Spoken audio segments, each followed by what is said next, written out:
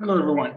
In this video, we learn about the orthogonal decomposition, which is maybe the main application of orthogonal subspaces, which is what we defined in the last video in the previous lectures. Let me remind you of an example that we've seen in the previous video. We had a certain subspace of R3, I'll call it W, I'll call it capital W, which we suppose is the span of two vectors, 1, 0, 1 and 0, 3, 4. So W, when you draw it, it's a plane. I'll draw it here. Yeah, it looks like this in R3. It's orthogonal. We can compute it as we computed orthogonals last time. Is the span of this given vector here. It doesn't matter much for the sake of this example what the vector is, but it's going to be a line, and it's a line perpendicular to the plane W. So the picture, the setting looks something like this. So now suppose that my problem is to take any vector u in R3. So I'll take this vector here. And I would like to decompose that vector in the following sense. I want to write u as the sum of two vectors. In this picture, there's z and w, such that little w, maybe let me put arrows on them, belongs to the subspace W, and Z is actually perpendicular to the subspace W.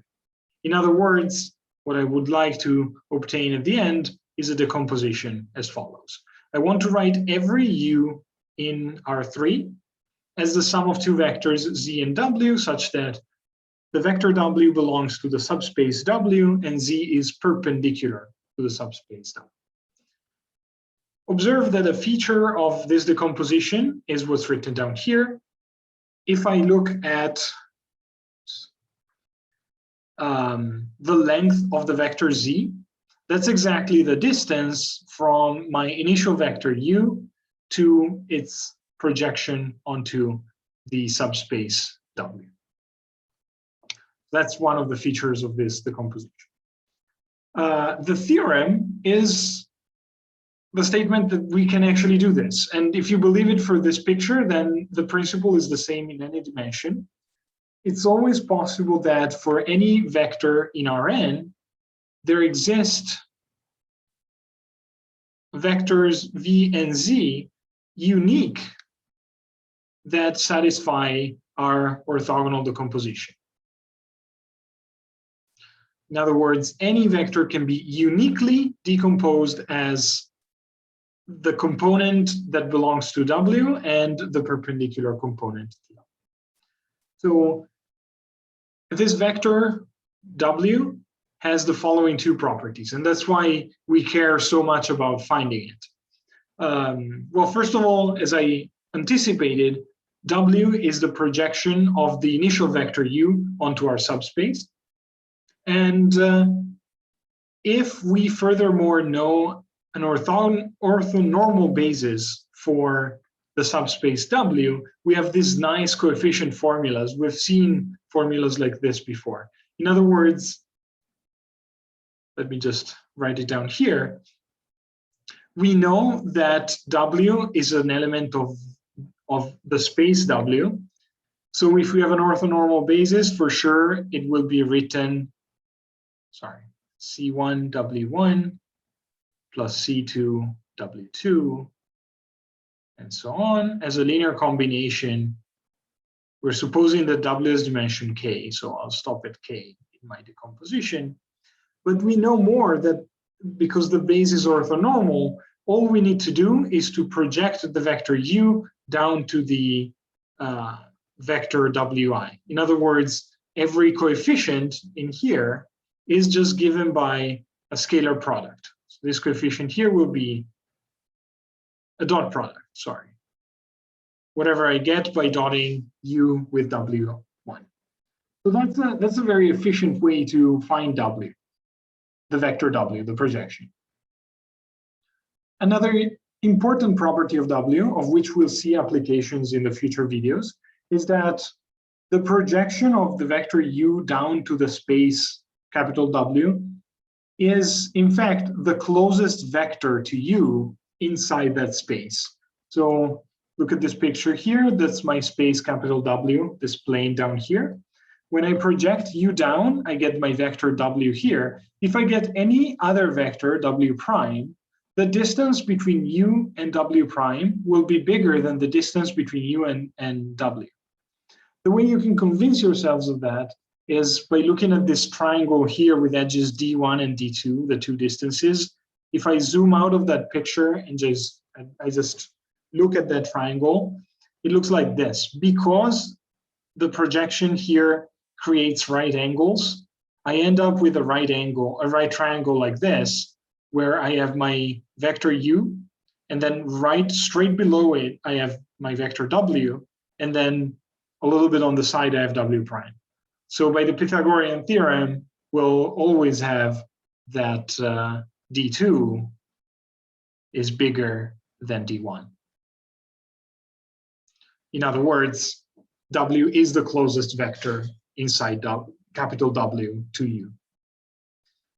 Okay, so this is the reason why we will use orthogonal subspaces. It's nice to know that you have a decomposition of vectors into a parallel component to a certain subspace and a perpendicular component, but there's still some questions about how to find this component. There's a hint here. If we knew what an orthonormal basis for W is, then we have these coefficient formulas. So that's one possibility, but it requires a little bit of work.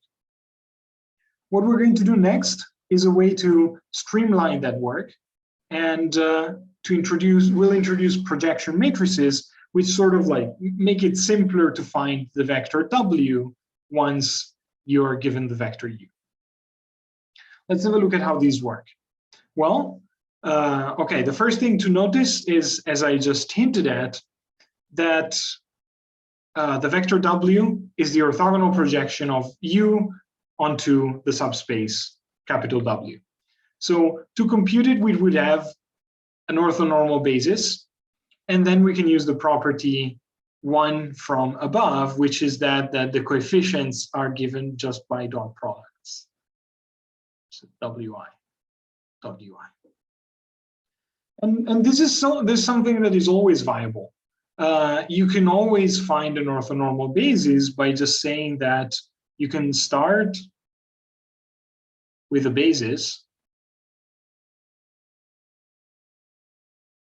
of W, the space, and then you can use Gram-Schmidt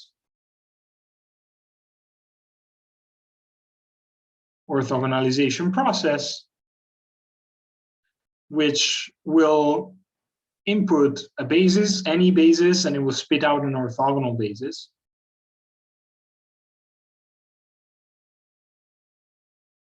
And then you can normalize the vectors. Oops, normalize vectors. And by this I mean replace every vector with itself divided by its norm. This makes it into a unit vector, so the result of this is an orthonormal basis.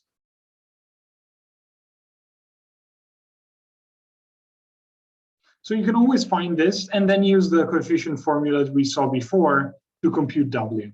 But that's a lot of computation. Of course, once you have found that, I mean, the hard part here between finding W and Z is finding W, because then you can just say that Z is nothing but U minus W once you know what W is. And that's exactly the second point here. There's a picture to make it clearer.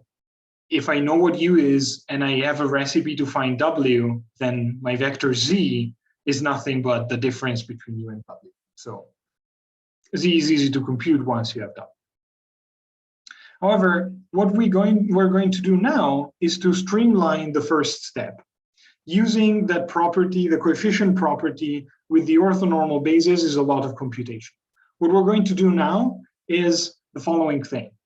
We are going to find a matrix, the projection matrix onto W, such that if you knew that matrix, you can just multiply U by it, and the result is W.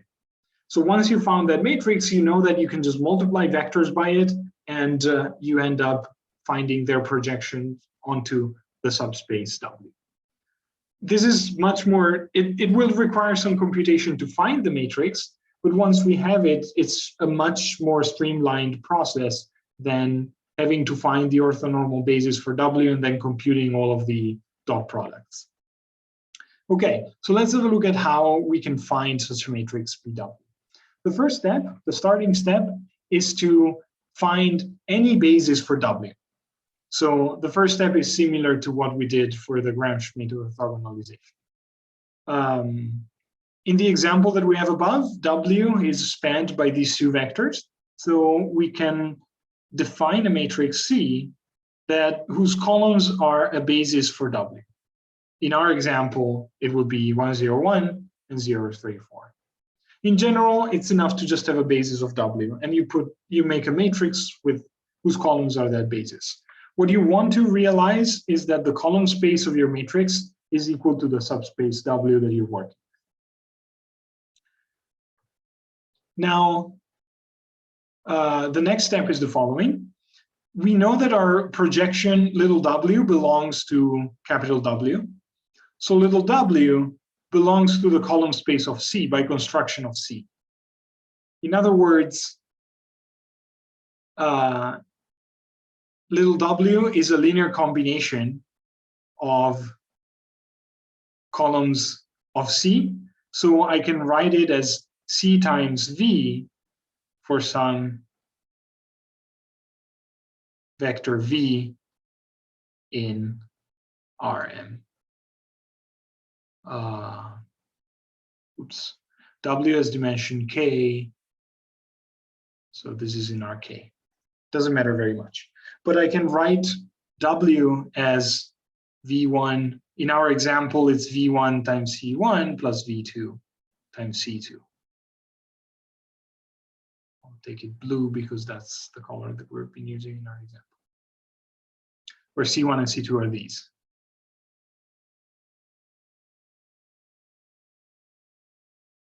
Okay. So that's one observation. W is a multiple of some vector V, but it's in the image, it's in the column space of C. The other observation that we have is that U minus W, which is equal to C, belongs to the perpendicular to W. But as we said, so the perpendicular to W is the perpendicular to the column space of C, because by construction, C is the column space of C is W. And this is something that we saw last time.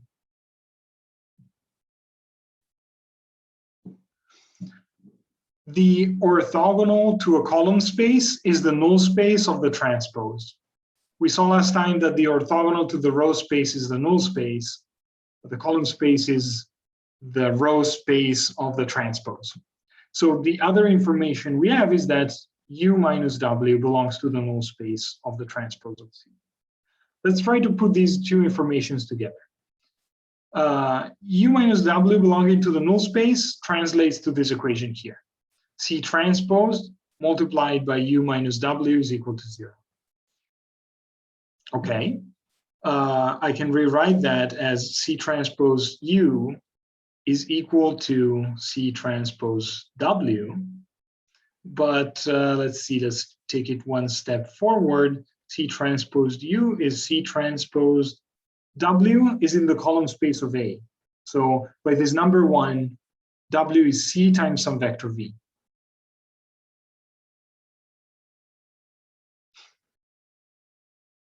Okay, in other words, concluding this, I can write that V is equal to, I can multiply both sides by C transpose C inverse C transpose U.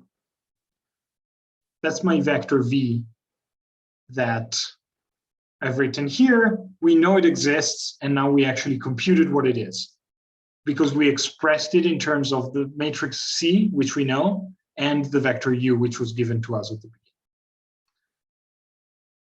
To wrap this up, what we got is that the vector W, our projection, is given by, I'll write this in a second, is given by C times V, because W is in the span of V, but V, we computed it here. It's C transpose times C inverse times C transpose applied to U. So this matrix here, C times C transpose C inverse times C transpose, is our projection matrix. It takes the vector U, and when multiplied by it, it spits out its projection W.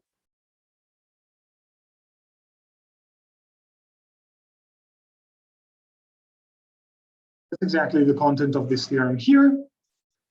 If you're given any subspace W, and then you can cook up, if you take any of the matrices whose columns are a basis for W, you take that matrix and you cook up this PW here, which is C times C transpose C inverse times C transpose.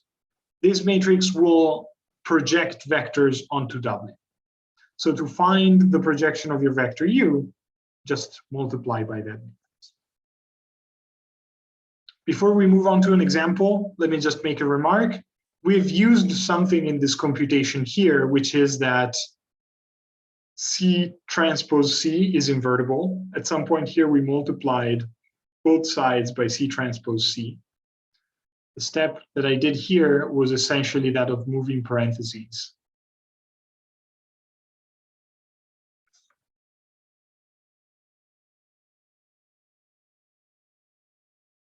So you get C transpose C times V, and then you invert it. It's not obvious that it is, but believe me, it's a fact that you can prove that C transpose C is invertible in this case. Okay, let's have a look at an example. This is the example that was running through this section. We've already computed the matrix C above, so let's do the rest. If I transpose C, I get 1, 0, 1, 0, 3, 4. And then I multiply C transpose with C, I get 304 times there 1, 0, 1, 0, 3, 4.